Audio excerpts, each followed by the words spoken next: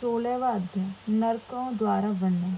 सनत कुमार जी बोले, हे श्रेष्ठ मुनीश्वर, उन लोगों के ऊपर जहाँ नरक है, जहाँ पापी मनुष्य दुखों को भोगते हैं, उसे सुनो। रौरव, सूकर ताल, रोध, लवड़, विलोहित, विवशन, कृमि और घोर तथा दारुण आदि अनेक प्रकार के कष्टदायक नरक हैं। उन सब में जो पापी मनुष्य जाते हैं, उन्हें क्रमश कहता हूँ। जो मनुष्य बिना दोष के ब्राह्मण, देवता तथा गौ के बारे में झूठी गवाही देता है, वह रौरव नरक में जाता है। जो गुरु, बहन, माता, गौ, पुत्री आदि का वध करता है और भ्रूण हत्या, मदिरापान, ब्रह्म हत्या आदि कर्मों को करता है, वह तप्त कुंभ नरक में जाता है।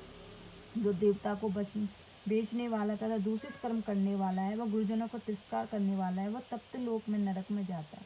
जो पापी देवता, पिता आदि को बिना दिए ही खाता है, वह लालभ भक्ष नरक में नामक नरक में जाता है। जो अपने संतानों को विद्या दान नहीं कराता, वह शव भोजन नाम के नरक में जाता है। जो मनुष्य मन, वचन तथा कर्म से वर्णाश्रम के विरुद्ध कर्म करते हैं, वह नरकगामी होते हैं। देवजन इन पापी जनों को देखते हैं तथा ये पापी नीचे मुख करके समस्त देवताओं को देखते हैं। जो मनुष्य प्रातः काल तथा रात्रि में, संध्या अथवा मध्य काल में शिव जी का स्मरण करता है, वह सब पापों से छूट जाता है तथा संपूर्ण दुखों से दूर होकर स्वर्ग और मुक्ति को प्राप्त करता है। जो मनुष्य निशिवासर शिव का स्मरण करता है, वह नरक को न प्राप्त कर पापों से रहित होता है। मन का परिणाम ही दुख और सुख का लक्षण है, इसलिए ज्ञान ही पर ब्रह्मा है और ज्ञान ही तत्व के लिए कल्पना करनी चाहिए। चर और अचर सहित समस्त संसार ज्ञानात्मक है, किंतु विज्ञान से अधिक कुछ भी नहीं। इति शिव महापुराण 5वीं उमा सहित 16वां अध्याय समाप्त। जय गुरु जी, शुक्राना गुरु जी। अब हम 17वां अध्याय पढ़ने जा रहे हैं, ब्रह्मांड और जम्बूद्वीप वर्णन। सनत कुमार बोले, हे व्यास जी, इस प्रकार मैंने संपूर्ण नरकों के समुदाय का वर्णन किया। अब मैं भूमंडल का वर्णन करता हूँ, ध्यान से सुनो। 7 द्वीपों में वाली पृथ्वी मंडल 1 जम्बू, 2 प्लक्ष है, 3 साल्ममली है, 4 चौथी कुश है, 5वीं कौच है, 6वीं साक है और 7वीं पुष्कर नाम से 7 महाद्वीप और लवण इक्षुरस है।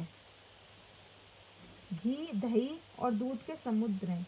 इन सबके मध्य में जम्बू द्वीप है। इसके बीच में समेरु नामक स्वर्ण का पर्वत है, जो 16 योजन नीचे धसा है तथा जिसकी 84 योजन ऊंचाई है।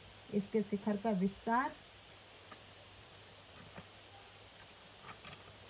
32 योजन है, जो भूमि के ऊपर चारों ओर फैली है। यह कर्ण काकार 16,000 योजन में स्थित है, जिसके दक्षिण में हिमालय और हेमकूट नामक पर्वत है और उत्तर में नील तथा श्वेत श्रृंगी नाम वाले पर्वत हैं। यह सब 10,000 योजन तथा रत्नों सहित लाल कांति वाले।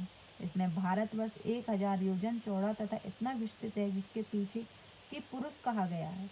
जिसके आगे अर्थात समेरु के दक्षिण हरिवर्ष और उत्तर रसमय तथा समांतर में हर्ण्यमय है। इसके उत्तर में कुरु, मध्य में इलाव्रत और इसके मध्य में मेरु पर्वत 9,000 योजन विस्तृत है, जहाँ सुमेरु से मिले हुए एक समान 4 पर्वत हैं। पूर्व में मदराचल, दक्षिण में गंधमादन, पश्चिम में विपुल और उत्तर में सुपार्थ है, जिन पर कदम, जामुन, पीपल और बड़ आदि के वृक्ष फैले। यही कारण है जो जम्बूद्वीप कहा गया है।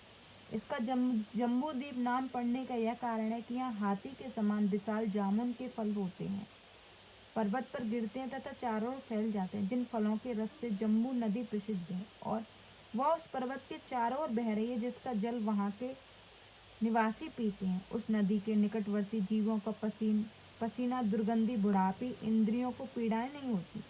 शमेरु के पूर्व भद्रांश में, पश्चिम में केतुमाल, इन दोनों के मध्य में केतुमाल नाम के 2 वर्ष हैं। उन दोनों के मध्य में इलाव्रत वर्ष है, जिसके पूर्व में चैत्ररथ नामक वन है तथा दक्षिण में गंधमादन का वन है।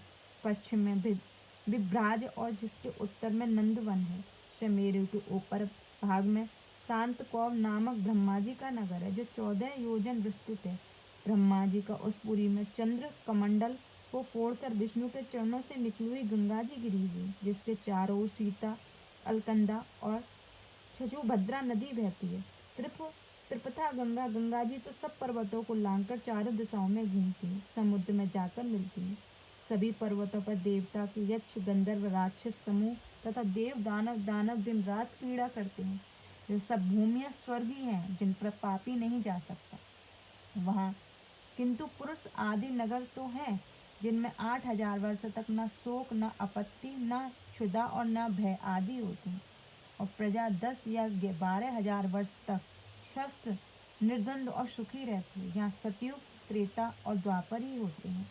यहाँ वर्षा नहीं होती किंतु भूमि के चारों तरफ सर्वदा जल बहता रहता है, जिससे नदियाँ सैकड़ों छोटी नदियाँ बहती रहती हैं, जिसमें पुण्यात्मा जल क्रीड़ा किया करती हैं। इति शिव महापुराण 5वीं उमा सहित 17वां अध्याय समाप्त। जय गुरु जी। शुक्राना।